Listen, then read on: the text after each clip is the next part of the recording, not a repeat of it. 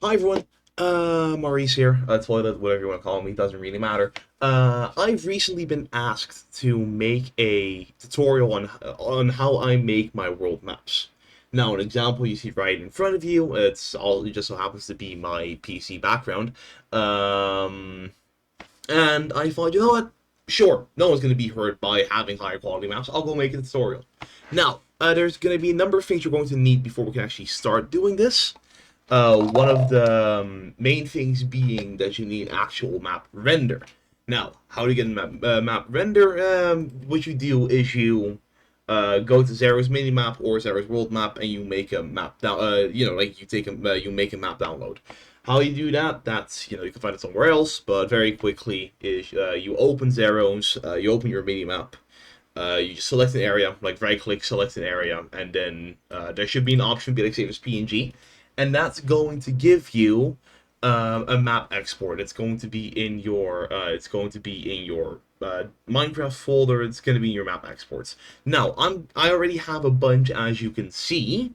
If you want to make a world map, there is a pinned message in the maps channel which has the entire world rendered, both in 2D and in 3D. But in case you want to have a custom area or it's no longer up to date, what you want to be doing is you want to be taking a number you want to be taking two renders, right? You want to be taking one render with these settings, lining off, loading chunks off. You just turn everything off and make sure your block color mode is on vanilla, and that your terrain slopes are off. These are the most important ones. These are all these all help. Though they're not necessary, but you have to have these, right?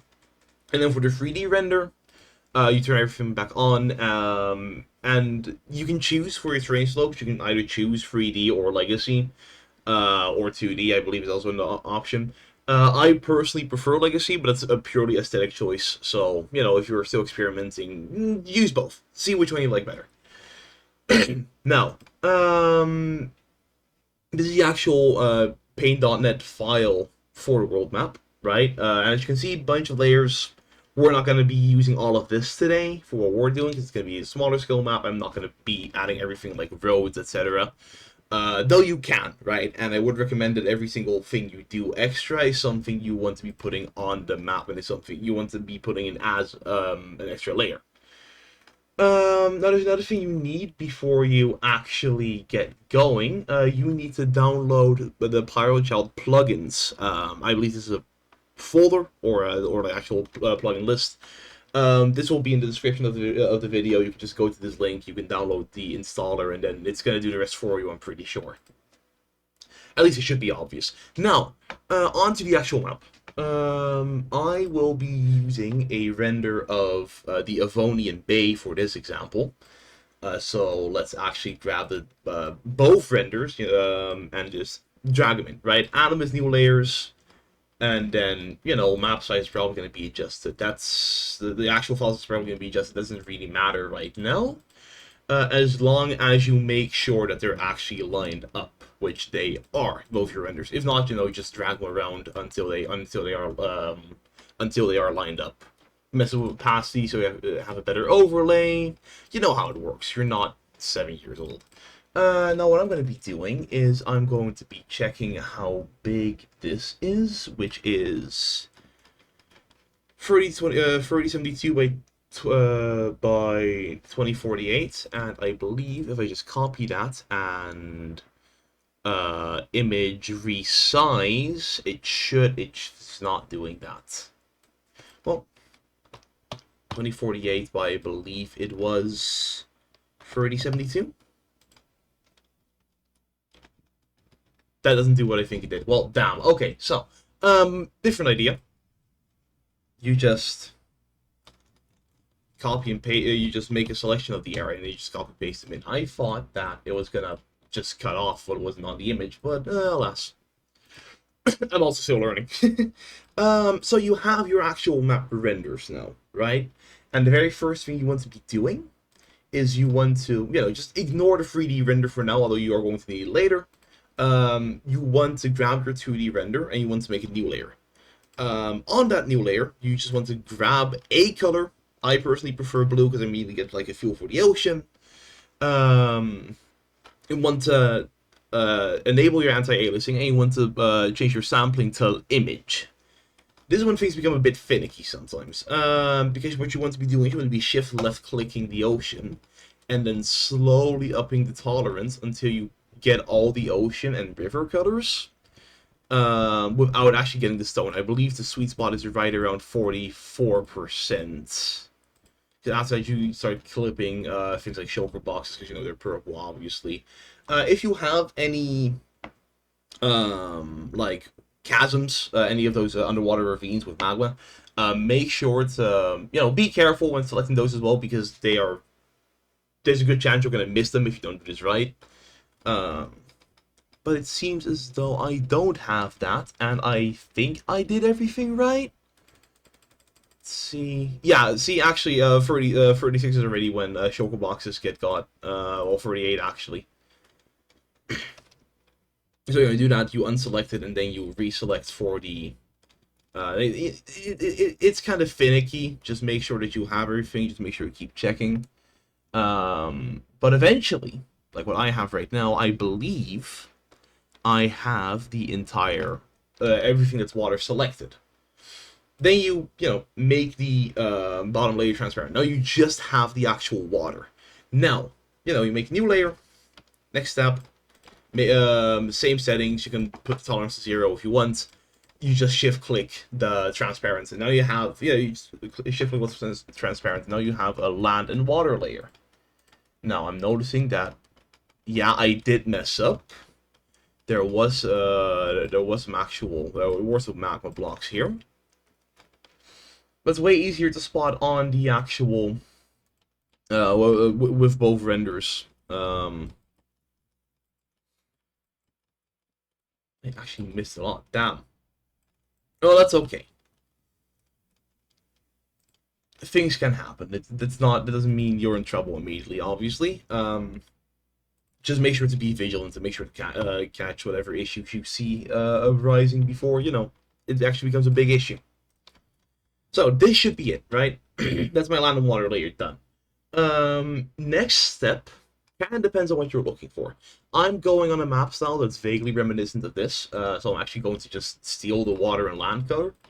My recommendation: make sure the water color is a different, like it is darker than the actual land color. And what I've done for this map is, as you can see, I just desaturated it a bit and made it darker.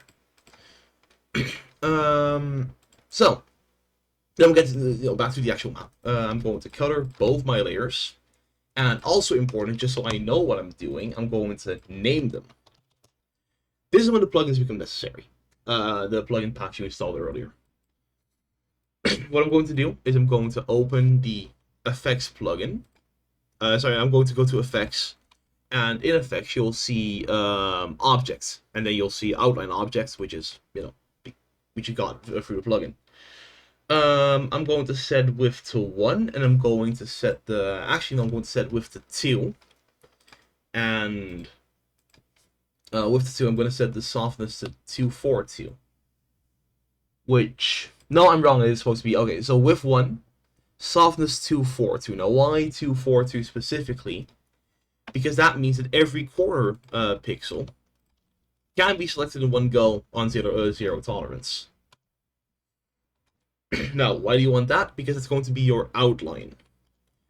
Next step, what I usually do is I outline objects again, I make it red, put the softness to 0, and put the thickness to 6. And then after that, without deleting anything, I make the actual color blue again, put the softness back up to 242 with a width of 1. And then once that is done, I delete both the red and the outlying pixel. That now gives us the double coastline effect, which you see on the world map. Then, if you want this to be black, your choice. I personally prefer it to be a very dark blue. So I'm going to put it to 112. And just select everything. Well, at least just shift click the two blue layers. And I can already see it's looking more like an actual map, right? At this point, you're probably going to spot a few mistakes again, things you forgot to delete. that's fine, as long as it's all fixed before you publish the main map. I'm not going to be doing here because it's just an example map, but anyway, next step of actual map creation is grabbing, making the borders, adding the borders. This is when the two renders you made earlier come back into play. Now, kind of depending on the vibe you want to be going for, you might want to restructure your actual layers build up and have land be like, maybe slightly opacious at like 220 or whatever, and then have the 3D layer beneath it. 220 is very high, but you can always adjust it. Be like, oh, I want to make it way more visible. I'm gonna put it at 132. Now you can actually see the biomes, you can see the mountains, you can see everything, right? I personally am not a massive fan of that, because I like the clean look of this more. So the setup I'm going to be rolling with is going to be having both the 3D and the 2D layers be at opacity 40 whenever I use them, because then I should be able to trace out the lines well enough, right? Like I can tell there's a road there. I can tell that's around a city, and on the 2D layer, I can also tell, oh, this is where biome ends. This is where they've constructed things. So it's enough for me. Make sure you keep track of what layer you're actually working on, because I've had plenty of times where I'm working on the wrong layer, and when I actually go to export or like want to change something, it messes up. So just be visual of that. Now I'm going to create a new layer for the actual nations, right? And luckily for everyone involved, we have a world map now, and this is on a different scale than this, sure, but you can still generally infer where things are and what the border is meant to be. Now, let's take the region of Arana, right? I'm just going to copy the actual layers map here. I'm going to import it. Then what you can choose to do is you can just choose to resize and then trace. That is not something I'm going to be doing, because I know the borders, but sorry. There we go. Okay, so what you can do is you can just like import be that from the PNG, just import and just change the opacity, or you just take one of these layers. Doesn't really matter. What does matter though is what you're going to be doing next, right? So let's just throw down a border real quick. Doesn't have to be accurate. It's only an example anyway. Actually, the border's meant to go here, isn't it? Yeah, there you go. So let's just throw down the border real quick, around the path, and then all the way down to, yeah, let's just make it go all the way down the coast. Why not? Well, to the coast, sorry. Make a border there at the bridge, and then we'll just... And the one thing I've noticed, by the way, about this render of mine specifically, is that I am missing some chunks. As you can see, the river here isn't fully complete. When on the in Cinder itself, it is actually fully complete. So that's something you also want to be wary of whenever you make a map render, that you've actually updated everything inside of the map render, or at least everything which you need for the map itself. But once again, just kind of if you know where the borders are, you don't really have to, but it's always nice to know and nice to have, because it does help in case you forget or if you mess up. Anyway, let's say that these are the actual borders we're working with. Now, I've traced the borders using the two renders. Now I'm going to remove the two renders again.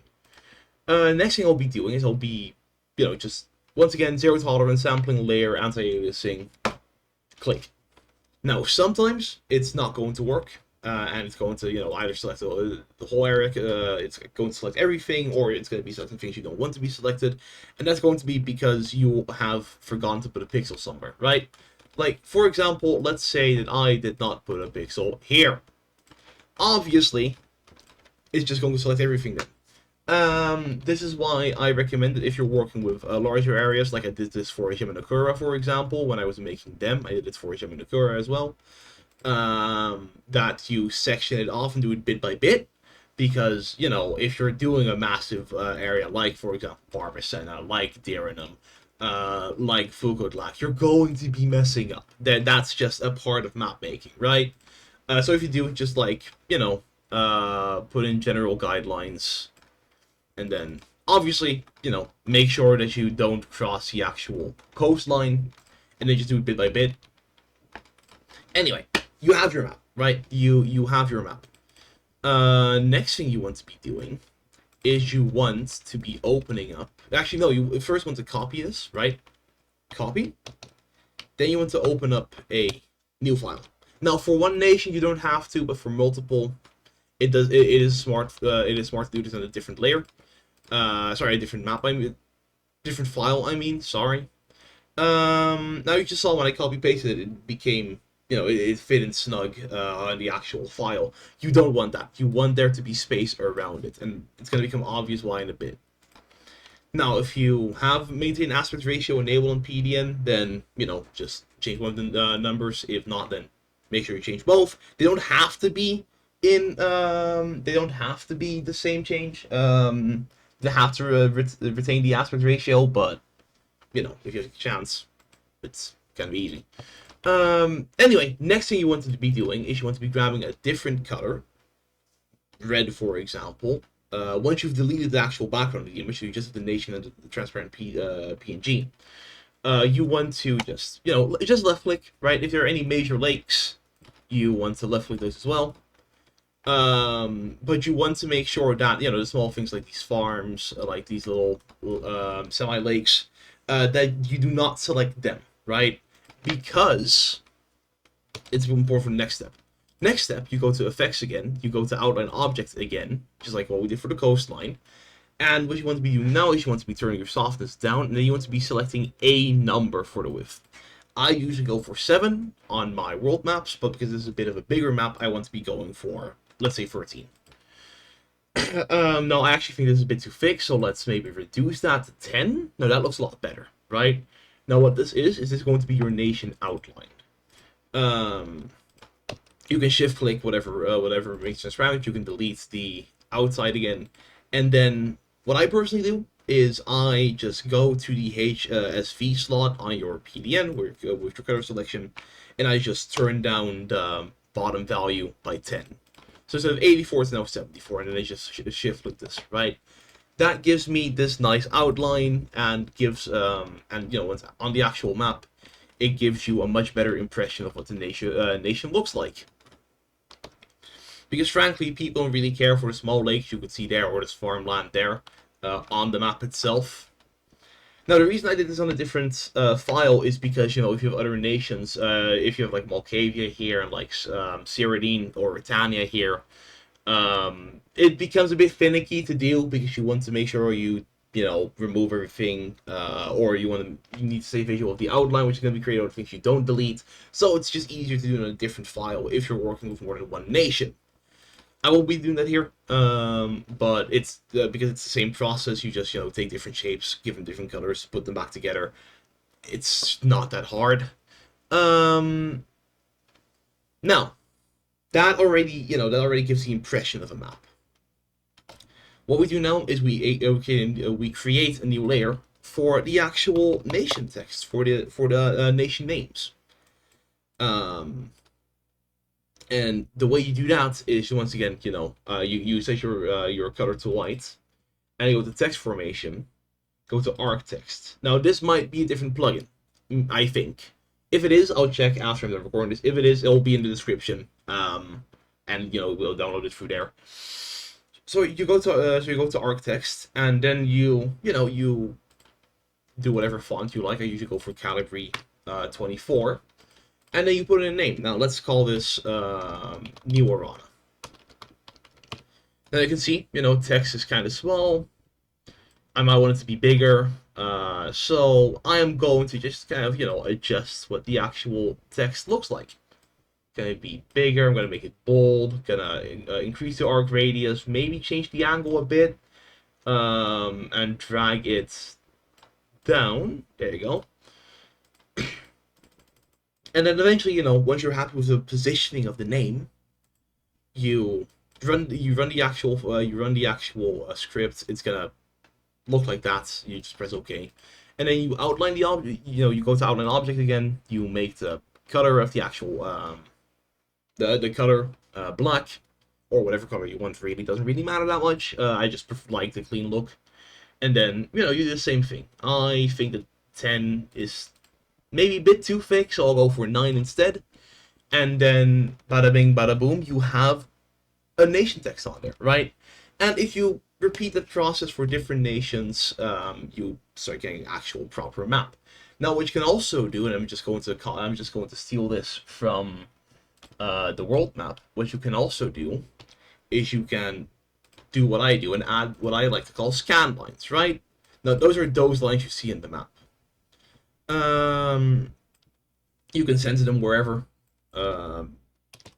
Just make sure they're not too obvious, they're not too thick, and that gives some nice shape and a bit of a nice feel to your map, because there's more going on.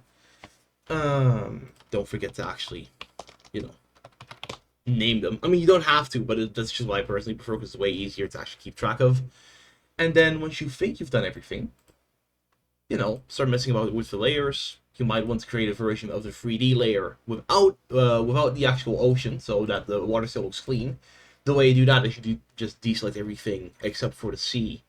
Grab the 3D layer, open the 3D layer actually. Set your sampling to layer.